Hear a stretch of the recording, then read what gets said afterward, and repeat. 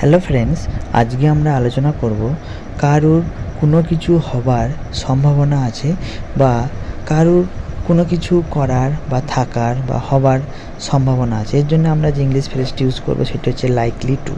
নাও সেন্টেন্সের স্ট্রাকচারটি দেখা যাক। ফার্স্টে সাবজেক্ট লিখব, তারপর বি ভার্ব লিখব, তারপরে লাইকলি টু ইউজ করব, তারপরে ভার্বের বেস ফর্ম ইউজ করব বা 1 নম্বর রূপ, তারপরে সেন্টেন্সের অবজেক্টটি লিখব। চলো বেশ কিছু এক্সাম্পল দেখা যাক। তাদের ম্যাচটা জেতার সম্ভাবনা আছে। They are likely to win the match. তাদের ম্যাচটা জেতার সম্ভাবনা আছে। They are likely to win the match. তার ক্রিকেটার হওয়ার সম্ভাবনা আছে। He is likely to be a cricketer. তার ক্রিকেটার হওয়ার সম্ভাবনা আছে।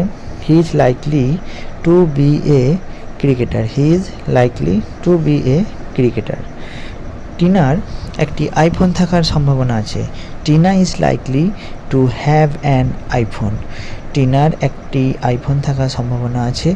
Tina is likely to have an iPhone. Next, তার পরীক্ষায় পাস করার সম্ভাবনা আছে। He is likely to pass the exam. তার পরীক্ষায় পাস করার সম্ভাবনা আছে।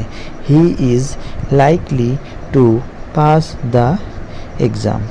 নেক্সট, তার ডাক্তার হওয়ার সম্ভাবনা আছে। He is likely to be a doctor.